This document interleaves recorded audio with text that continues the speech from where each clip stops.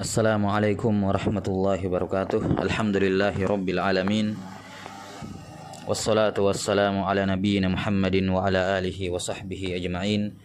Asyhadu an la ilaha illallah wahdahu la syarikalah wa asyhadu anna Muhammadan abduhu wa rasuluhu, amma ba'd.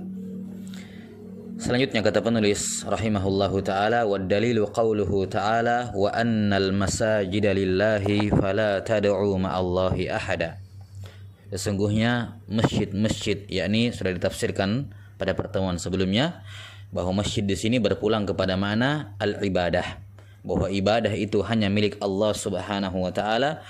Fala tad'u ma'allahi ahada, maka janganlah kalian berdoa, yakni beribadah.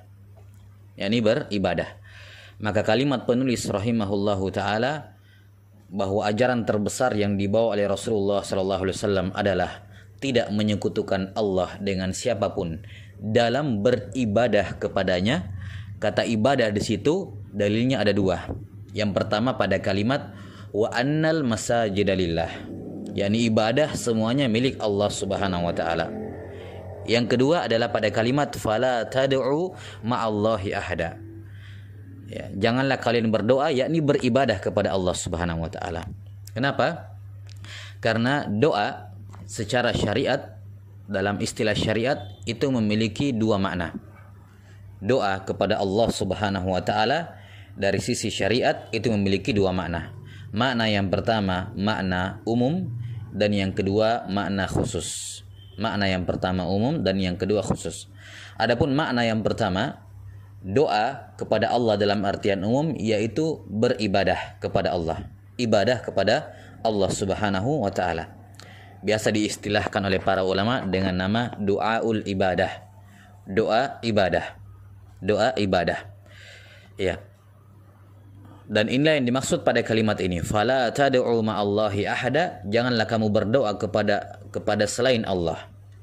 Ya. Di samping berdoa kepada Allah, yang dimaksud doa di sini adalah ibadah. Sehingga makna fala tad'u maknanya adalah fala ta'budu, jangan kamu beribadah. Karena doa yang dimaksud dalam ayat ini adalah bermakna umum, yaitu ibadah. Karena itulah semua kata doa dalam Al-Qur'an ketika diitlakkan tanpa ada qarinah, tanpa ada quyud, pembatasan-pembatasan, ketika kata doa diitlakkan dalam syariat, maka dia bermakna ibadah. Mengapa doa ketika diitlakkan dia bermakna ibadah? Ini menunjukkan pengagungan Allah Subhanahu wa taala kepada doa tersebut. Besarnya kedudukan doa dalam Islam sampai-sampai doa dinamakan dengan nama ibadah atau dimaknakan dengan makna ibadah. Di antara dalilnya adalah firman Allah Subhanahu wa taala dalam surah Ghafir ayat 60. Allah taala mengatakan, wa qala rabbukum ud'uni astajib lakum innal ladzina yastakbiruna an ibadati sayadkhuluna jahannama dakhirin. Dan Rabb kalian berfirman, berdoalah kalian kepadaku, niscaya aku akan jawab. Jadi di awal ayat disebutkan tentang doa. Berdoalah kepadaku, niscaya aku akan jawab. Selanjutnya kata Allah taala, innal ladzina yastakbiruna an ibadati, sesungguhnya orang-orang yang bersombong tidak mau beribadah kepadaku. Ya. Yang dimaksud dengan ibadah di sini adalah apa yang tersebut di awal ayat. Yang dimaksud dengan ibadah di akhir ayat adalah apa yang dimaksud di awal ayat, yaitu ad-du'a. Rabb kalian berfirman, berdoalah kepadaku, niscaya aku akan menjawabnya. Sesungguhnya orang-orang yang beribadah, orang-orang yang bersombong tidak mau beribadah kepadaku, yakni tidak mau berdoa kepadaku. Karena itulah dalam ayat ini Allah Subhanahu wa taala menamakan doa dengan ibadah.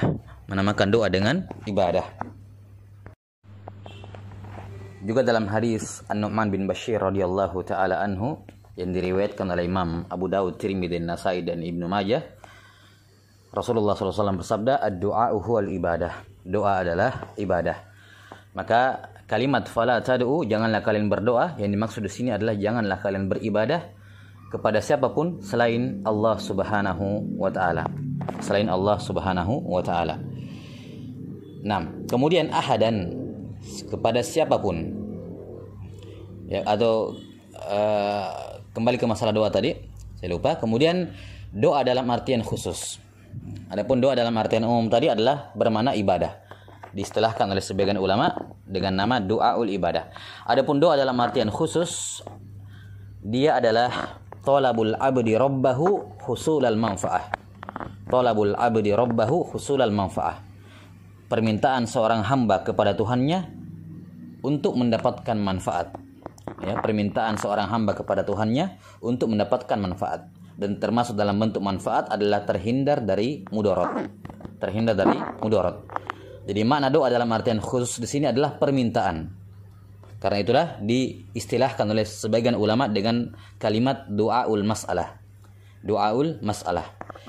Nah, dari sinilah Ibnul Qayyim rahimahullahu taala dan selainnya ketika menyebutkan tentang doa, ya, mereka menyebutkan bahwa doa itu ada dua bentuk. Ada du'aul ibadah dan yang kedua du'aul mas'alah. Ya, ini maksudnya di sini. Doa dalam artian umum dan doa dalam artian khusus, yakni meminta sesuatu kepada Allah Subhanahu wa taala. Kemudian kalimat ahadan, tidak boleh atau janganlah kalian beribadah kepada siapapun ahadan di samping berdoa kepada Allah Subhanahu wa taala atau beribadah kepada Allah Subhanahu wa taala.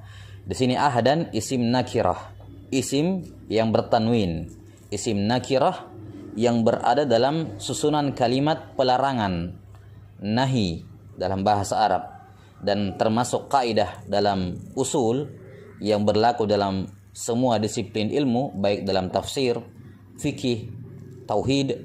Di antara kaidah usul dalam masalah ini adalah an-nakiratu fi siyaqin nahyi ta'um. An-nakiratu fi siyaqin nahyi ta'um. Bahwa isim nakirah ketika berada dalam kalimat pelarangan maka dia bermakna umum. Sehingga ahadan, siapapun ya selain Allah Subhanahu wa taala tidak boleh beribadah kepadanya. La malakun muqarrabun wala nabiyyun mursal. Tidak itu kepada malaikat yang terdekat seperti Jibril, dan tidak pula kepada nabi yang diutus, bahkan nabi yang paling mulia yakni Nabi Muhammad SAW, apalagi kepada makhluk selainnya, apalagi kepada makhluk selain dari keduanya. Kemudian ayat ini, wa annal masajida lillahi fala tad'u ma'allahi ahada, ini menunjukkan penetapan tauhid hanya untuk Allah Subhanahu wa taala. Dari sisi ayat ini menghimpun antara al-isbat wan nafi. Al-isbat wan nafyu, yakni penetapan dan penafian. Penetapan, apa yang ditetapkan? Yakni menetapkan bahwa ibadah itu hanya untuk Allah Subhanahu wa taala pada kalimat wa annal masajida lillah, serta menafikan ibadah itu dari selain Allah Subhanahu wa taala pada firman-Nya fala tad'u ma'allahi ahada, jangan beribadah kepada siapapun selain Allah Subhanahu wa taala. Dan ketika al-isbat wan nafyu bertemu, maka lahirlah al-hasr, pembatasan yang merupakan makna dari tauhid. Sehingga makna wa annal masajida lillahi fala tad'u ma'allahi ahada, kita bisa katakan maknanya adalah u'budullaha wa la ta'budu ma'ahu ahadan. U'budullaha wa la ta'budu ma'ahu ahadan. Beribadahlah kalian kepada Allah dan jangan beribadah kepada siapapun selain Allah Subhanahu wa taala.